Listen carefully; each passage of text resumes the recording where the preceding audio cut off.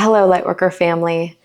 If you are in the midst of a spiritual awakening and your partner or your spouse is seemingly not evolving and ascending, this video is for you. Okay, and if you're new to my channel, welcome. I'm Kaylee Boehm. I'm a professional psychic. I serve lightworkers all over the world. I've been in practice since 2015. I'm new here to YouTube and sharing my expertise. I love doing this. I love being here with you. So thank you so much for subscribing and welcome to the Lightworker family. Okay, so in my nearly 10 years of practice, I've had a lot of experience in supporting individuals through their spiritual awakening. And one of the most common experiences that I witness in my clients navigating a spiritual awakening that can become very dysregulating or very challenging for them is if they have a spouse or a partner in their life who is seemingly not ascending, not evolving, and not going through what they're going through.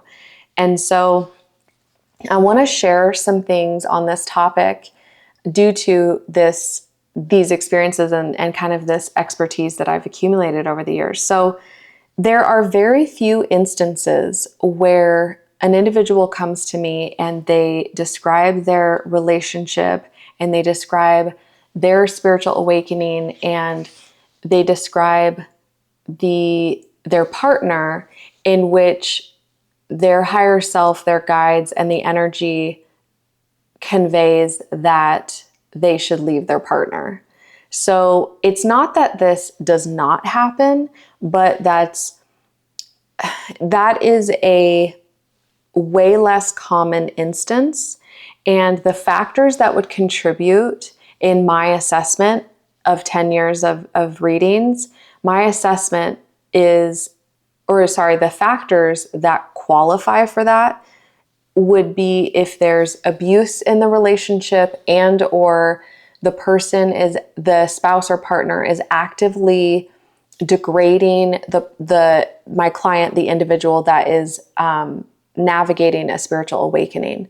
So abuse, degrading them, essentially saying, you can't do this. There are, of course, instances where, a partner who is watching their spouse or partner change and evolve, there are instances where the partner will say, hey, you're not the same anymore, or, I feel like I don't know you anymore. Those are normal and natural inquiries and statements of a partner who is witnessing their partner evolve and change. So that's not necessarily a form of abuse, but if there's extreme, like psychological, emotional, of course, physical abuse in the midst of your spiritual awakening, those are the instances where you know in your gut if you need to leave.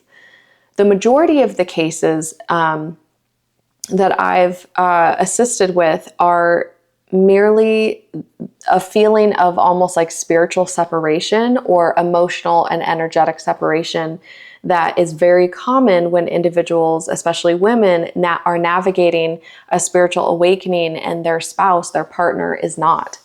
And so when these individuals come to me and they say, I'm feeling like I'm coming into full clarity and my full clarity of who I actually am, and I feel more authentic than I've ever felt.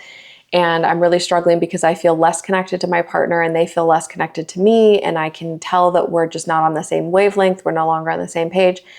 And I read the energy first and foremost. I read the energy to see like, okay, is this partnership still, destined? Have they completed a karmic contract of sorts? And are they meant to go their separate ways? And so I assess that. But once I get to a point where I see, no, their path together is not complete.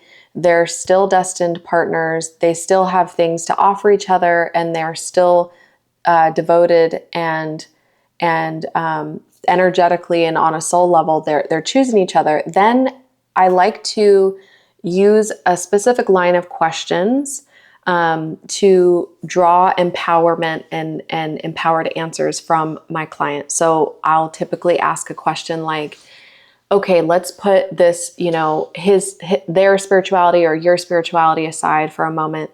Talk to me about your partner. Do you respect them?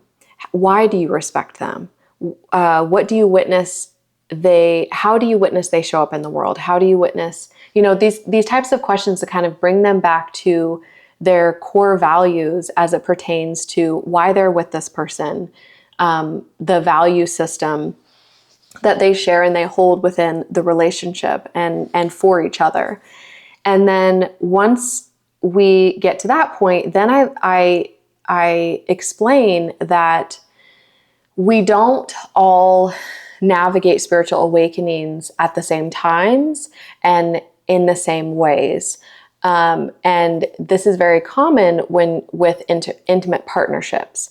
And so I say, okay, I understand that you feel as though, they're not evolving, you're evolving, they're not spiritual, you're spiritual, but there's many factors for why this can be happening and why this can continue throughout the duration of your relationship with this person. It is very common for certain people who are very, very spiritual and very high frequency to manifest the complementary opposite energy and complementary and opposite life force in a partner. So it doesn't always mean that if you're highly spiritual and of a high vibration that you're going to manifest an atheist or a non-spiritual person in that regard. But we are always looking to form duality and balance. And so if you love, adore, and respect your partner, but they don't happen to be spiritual in the way you're spiritual, but at the end of the day, you rest easy knowing that they are they share the same overall values and share in creating a good quality of life, a high quality of life, then you're golden. You don't need to blow up your life because you're in a spiritual awakening and they're not evolving, ascending spiritually at the same time as you or at the same rate. Second to that, if you are in partnership with someone who is seemingly non-spiritual, I would say to you, their form of spirituality can be different. So again, we don't want to build a life with someone who is degrading your spirituality. We don't want to build a life with someone who is degrading your quality of life. But if at the end of the day, they assist in a high quality of life for you, they assist in love, respect, and adoration mutually between the two of you, then their form of spirituality may be different. And so I've channeled for many people saying, oh yeah, your atheist spouse or your less spiritual partner actually has this spiritual gift. And it's like, for instance, I'll be like, oh, their spiritual gift is to be a master manifester and master builder in business, so you'll never have money issues. Or they're a master builder and manifester with their hands, and they'll always provide you a home and fix everything in the home. And these people say, oh yeah, totally. And I'll say, yeah, that's a spiritual gift. They are spiritual in their own way. Everything in this universe is inherently spiritual. There's no hierarchy of just because you believe in spirit guides or you can talk to dead people that you're more spiritually evolved. There are people who are not engaging in those things, and yet they're planting and growing food in gardens, and they're connected to the spiritual aspect of this physical earth.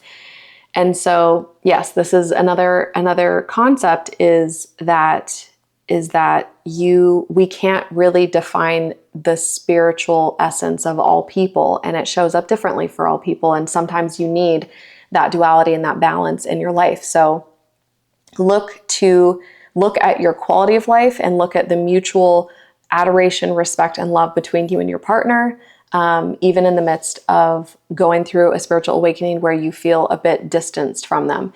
And thirdly, distance is key when you're in the midst of a spiritual awakening. So if you look at like when you're giving birth, or like animals in the wild when they give birth or when they die and go through, like all of these primal instincts that we have that we're hardwired when we're going through incredible transformation, is to find a corner and be by yourself. So I call this, going to your individual corners in a sense. And so as women, especially as light workers, empaths, women especially, we tend to draw near to our loved ones, and so we're always, in the thick of the shared energy with our children, with our spouses, and with the people we love and serve. And so when we're in the midst of a spiritual awakening, oftentimes we will retreat, and there's purpose in this retreat. And so if you're feeling distance from your partner and it's causing you anxiety, I want to give you the reassurance that this is just simply necessary, and there will be a time of re-engagement.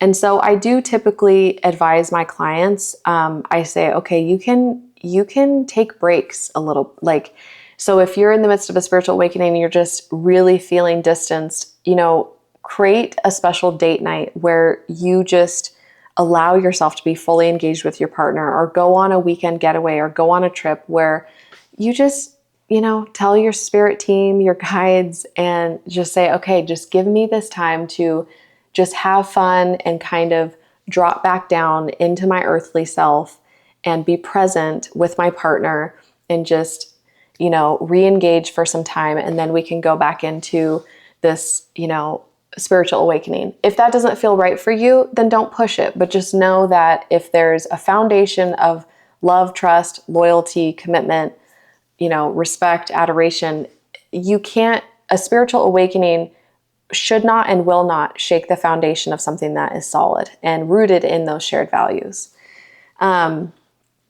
So yes, I just felt called, because we are in the midst of a collective lightworker spiritual awakening.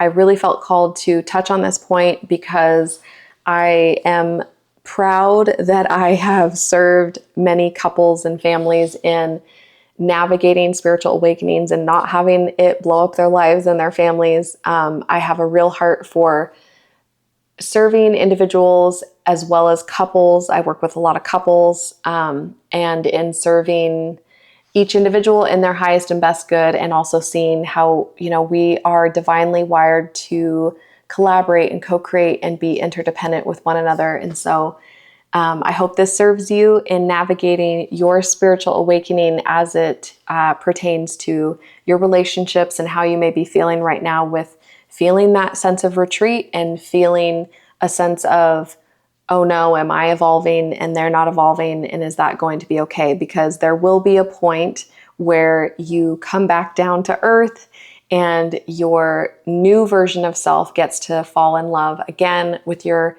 chosen partner, and they will fall in love with you again. And if everyone's cool with just giving space and time to recalibrate and grow, that is the greatest thing that we can witness in ourselves and in our partners.